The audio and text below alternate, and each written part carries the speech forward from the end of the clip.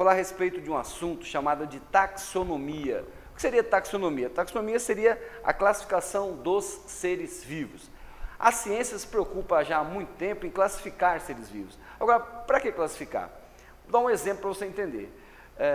Quando você vai num supermercado fazer compra, você tem setores, né? O setor de bebidas, o setor de cereais, o setor de laticínios. Então, isso é uma classificação. Para ficar mais fácil, mas pensa bem, se você fosse no mercado, imagina, você entrar no mercado sem setores, você ia ficar perdido, né? Ia demorar um tempão para fazer sua compra. Então, a classificação serve para isso, para organizar as coisas.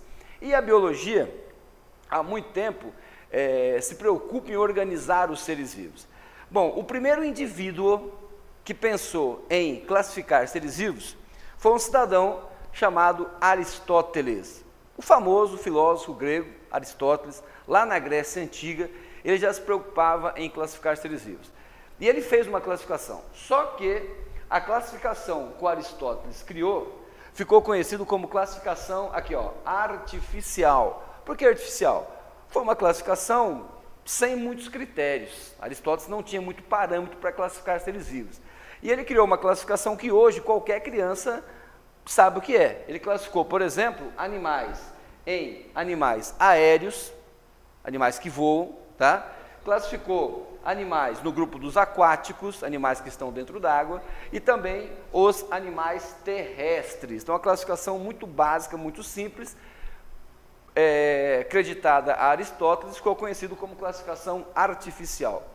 Mas se é uma classificação tão mal feita, tão por cima, tão superficial, por que entrou para a história da biologia? Porque foi o primeiro cara que se preocupou em classificar alguma coisa a nível de seres vivos. Então, o Aristóteles é conhecido dentro da biologia como o primeiro indivíduo a se preocupar com a taxonomia ou classificação dos seres vivos, ok?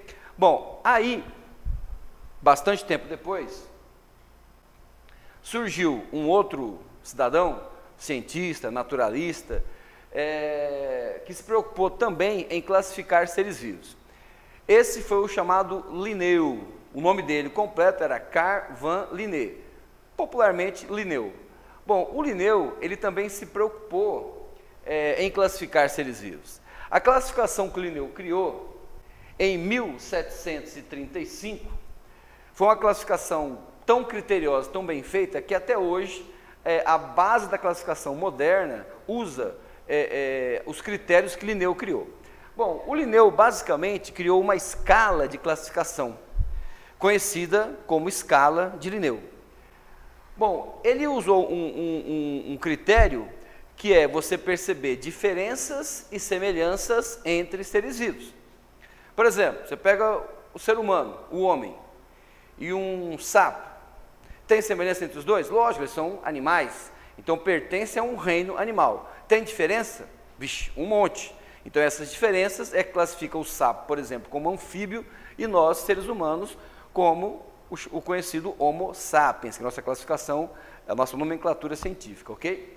Bom, então quando Linneu criou as suas categorias taxonômicas, ele criou o reino, que é algo mais abrangente, onde nós temos, por exemplo, o reino das plantas, o reino animal, e o reino vegetal e o reino animal, ok? Bom, como esse reino abrange muita gente, o que aconteceu?